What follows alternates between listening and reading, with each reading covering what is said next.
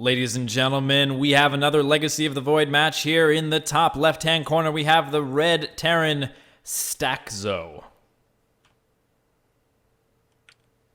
And his opponent spawning in the bottom left-hand corner of the map, we have representing Team Flipside Tactics. It is Puck. All right. It's so good that we have the background because it's like F3 barcode. It's very interesting right? Coming. It's like, do we know what's happening? So far, in the we have the PVT thing happening. The pylon coming down at a normal time. For Protoss players out there learning Legacy of the Void, you want to know a little bit more about Legacy of the Void. You can throw down the pylon on 13, but you can also throw it down on 12 for a little bit earlier. 14 pylon is kind of decided out just mathematically to be bad. Sorry, it's just bad. Yeah. Getting supply block kind of sucks. Yeah, getting supply block does, mathematically speaking. But yeah, it's you can throw it down on 12, and that's kind of the equivalent of the 11 gate kind of a deal. Just getting that a little bit earlier. Double gas really quick, and so I imagine we're going to see some Stargate play. Yeah, we might be seeing Stargate play. I'm inclined to maybe agree with you, just because we have to see immediately 3 guys in each one of these gas geysers. But I've got to say, it's really interesting to see, again, how players have been sort of reacting with Legacy of the Void and the economy changes. We see, on the other hand, Stackzo is going for a CC first. And I guess it's a 4-player map also, so that's worth factoring into how these 2 players decide to open. But I've seen some players go straight up to, Barracks Factory, Starport, and then they expand. I've seen all kinds of crazy things because there's changes with Cyclones coming out. There's Starport Banshees being changed with the upgrade that you can eventually get. So you can see, I've seen players like straight up just going for lots and lots of Banshees versus Protoss, and you just use Banshees Fusion Core and you just make absolute hell for Protoss players. Oh my god, it's a return to Wings of Liberty for JaKaTaK. I swear to god, it infuriates me as a Protoss player. I love the Banshee. Banshees make me happy. I absolutely love it. Yeah, so we're seeing that sort of pull in opposite directions where you have extra workers, so that means that you'll have, you have more economy, you'll have more money. But on the other hand, you also have to expand faster because you run out of minerals faster than you used to. So it's you can go ahead and drop those gas quick and get your tech quick as Puck is doing right now. Mm-hmm. But in the other, this is sort of perfect. In the other side, you have Stackzo over here, just going for this low tech, high economy, just cranking out Mariners and hoping to survive with his expansion intact. Indeed. And with the Twilight Council going down, and I know that we were talking about how it looked like it might be a Stargate, but I guess going back to that same logic of it looked like a Stargate because of all the gas that he was getting in, this may very well end up being a DT shrine. No, actually, we're going to end up seeing Blink, so just going to use that extra gas to warp in maybe a couple more Stalkers. And I know that Adepts are the new unit in Legacy of the Void, but I've seen a lot of Protoss players have very mixed opinions on them, and a lot of Protoss players really just like the solidifiedness of the Stalker, JaKaTaK. Yeah, I do have a commentary a bit on the solidifiety of the Stalker. I think it is still quite solidifiable compared to, as it was before. Not too much has changed in that regard. But I do want to note right now, we have a... losing the Stalker makes it a little bit less solidifiable. But, you know what? Yeah, I think I was going to say maybe it ought to be, 10 to 20 more hit points. To really increase the solidifiability of that unit. But, yeah, we got this little Marine push coming out, making some damages happen. We do have a lot of extra gas in the bank for Puck, so hopefully he'll be able to utilize that efficiently. Stargate is coming out, so he should be able to make something of that. But this is a formidable force here, and that warp-in does not, come in quite as fast as it used to. There's no pylon down here either. We do have the Nexus Ken, should be able to chase this out, but he gets a couple of damages on the way. Overall, though, three probes? 6 workers.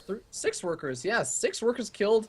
And, he loses the Marines, but that's honestly a pretty good trade, I would say. That Mothership Core was a little bit, I think, too close to the main base. Puck maybe a little bit later on the Photon Overcharge over there. What's really interesting to me is that they're at a pretty much equal worker count, despite the fact that Stackzo went for this Command Center first build. So I feel like...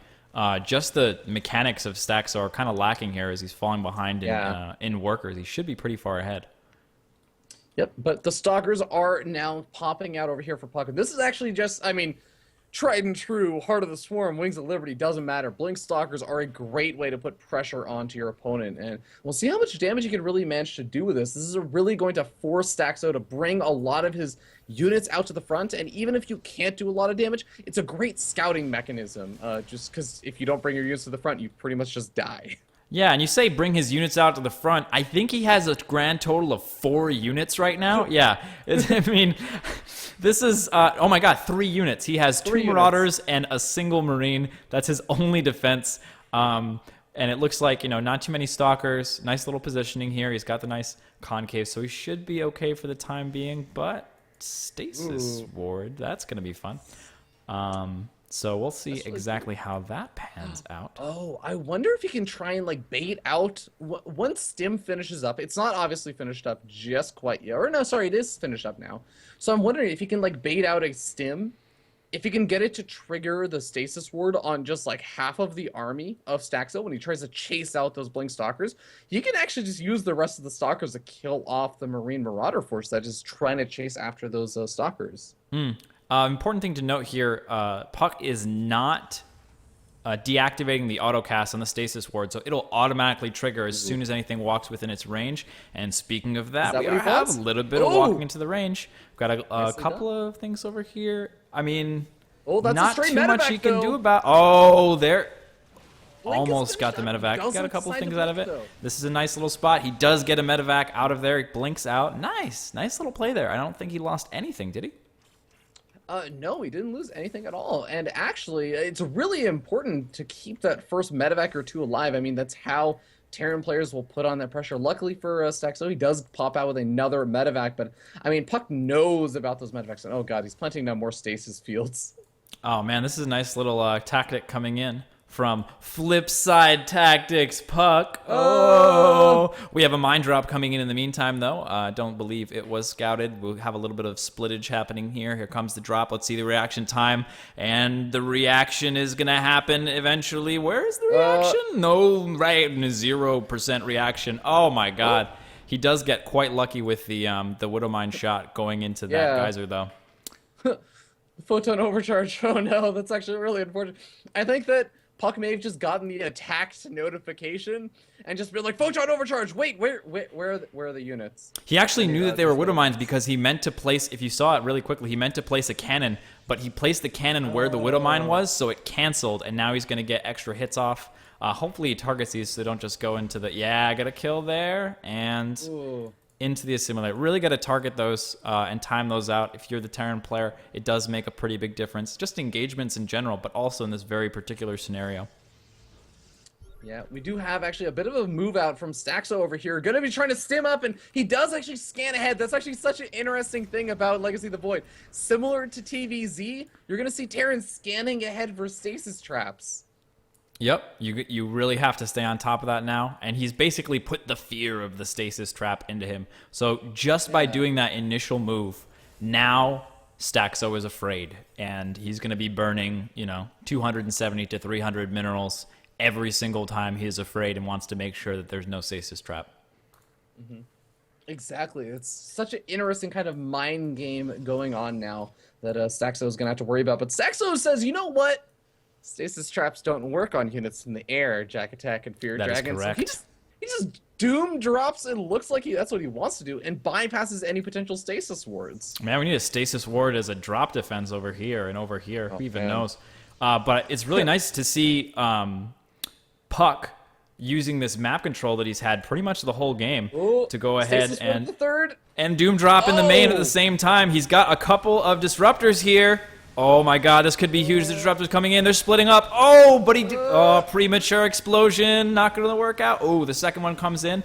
Nice splitting from Stackzo there. Wow. Yeah. Really nice splitting, mitigating a lot of that damage. And in the meantime, he's not really able to take out a whole heck of a lot. He's going to get really low on this Nexus, but he won't be able to finish it off. Takes out some army units. He does manage to take down some high gas units. He does manage to take down some disruptors, so there is definitely value in that. And he does have another base behind it, so we are up to 4 base versus 4 base. So evening that economy out just a bit. And like you were mentioning before, the stasis traps coming down over here at the 3rd base of the Terran player. Yeah. You have to wonder, I mean, this is actually, it's really funny because this is very similar to the Entombed ability in a way that people were talking about having a potential to come out in Heart of the Swarm, I want to say. Yeah, in Heart of the Swarm beta. And it kind of has a similar effect where it just stops mining. It doesn't kill off workers, but it stops mining over there. And it has a very interesting effect. It has a very different type of economic harassment. And it kind of makes you wonder, like, how much damage is it really doing? It's not something that you see all that often in a lot of different ways, but got a bit of zealot harassment going down at the 4th. That's a bit more of a typical harassment we might see. Yeah, we actually still have the old forms of harassment mixed in with the new, so it's nice to see that going down. For the work counts, we do have a nice even 66 to 67. That is still the magic number in StarCraft 2. You want to hit that 66. That's 3 perfectly efficient mining bases. Technically not perfectly supply efficient, but as far as the gas to minerals ratio, generally, you're going to want 3 in each gas and 16 on the minerals with those 8 patches. Yeah, and we got a lot of mules coming down over here for the 3rd for Stackzo. And I'm kind of wondering what your thoughts are on the mules mining from the far patches or the close patches, because I think it really does make a difference. You mine out those far patches a lot quicker because they just start off with fewer minerals. Yeah, well, I think that I've thought about this a little bit. And I think that if you mine out, not really mine out, but if you drop your mules on the close patches, you end up losing 30 minerals most of the time. But if you mine out, if you drop the mules in the far patches, you don't lose 30 minerals. But you end up being less efficient as far as gathering goes because you have these 4 mineral stacks per base kind of a deal going on. Which is not ideal. You end up wasting a lot of your worker supply. And here we go with a little bit of Oracle harass. He's thinking about it. And there's a Stasis Ward coming in. And just so you all know, the Stasis Ward, very effective, very awesome, and workers are not fast enough to kill it. So even if you drop it, as long as you drop it either behind the mineral line or in a place where workers can't instantly get a 360-degree surround on the Stasis Ward, it will get up in time. It also beats out the DPS of queens as well, so you will be able to drop that Stasis Ward, and a single queen will not be able to take it down. In the meantime, it looks like we're going to have a mage engagement over here of this full ground forest. Look at this. No Colossus. Oh, it's so beautiful to see. Oh, my God. There are so many zealots. Charge. He's really got to watch out. Splash damage can be brutal. Scary. Yeah, exactly. The Chargers are immediately going to get on top of the Terran army, but the Disruptors, that's where they're going to want to be. There's a really high likelihood he's going to end up doing a lot of friendly fire in his own zealots if he's not careful. Yep, you have to control this very carefully, but if you do, it's incredibly, incredibly powerful. The Disruptor dealing lots and lots of damage. And I don't know if you saw that either, but he actually put a stasis trap on the ramp that he knew that the Terran would be defending, so he would pretty much be okay to just take that base and walk away without a problem. Going for some revelations, and he's, oh man, those are some good Widowmine hits there. Juicy Widowmine hits. Oh my God, juicy Widowmine hits. Unfortunately, I don't think it matters. Set off, yeah. And we are in a base race scenario. This is a Doom drop in his base right now. Really nice disruptor hit. Oh, and he's got DTs in the base as well. Scans coming down. He's trying to deal damage before it's too late. In the meantime, we have, oh my God, the number of charge lots is absolutely insane.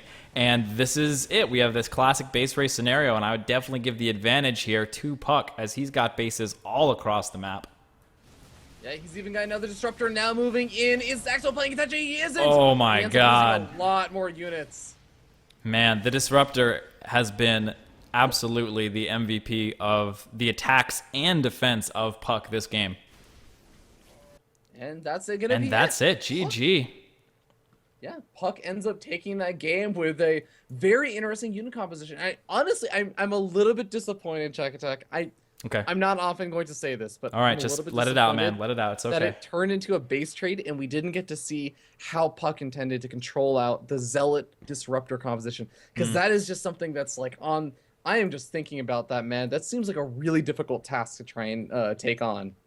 I mean, Puck was putting on like a clinic on how to use stasis wards this game, though. He was Oh, like, okay, yeah, though. here's one tactic you can use with it here with the stalkers early game. Then you can harass with it this way. Then you can use it to zone out the enemy forces so you can take a base for free. It was like all Yeah. of these different things right in a row, just really making a lot of use out of that stasis ward ability from the Oracle, which is nice and new in Legacy of the Void. He lost one Oracle. He only lost one Oracle the entire game, and I think that is going to be. You know what? People used to say in Heart of the Swarm, there's a lot of reasons to keep your Oracles alive in the late game. Oh my for God, there are so many Revelation more Edition. now. Oh my God. Now it's so amazingly good to keep your Oracles alive. It's astounding. It doesn't matter if they have missile turrets or spore calls. You still have uses for your Oracle, and that really excites me, JaKaTaK. Me as well. I'm quite excited.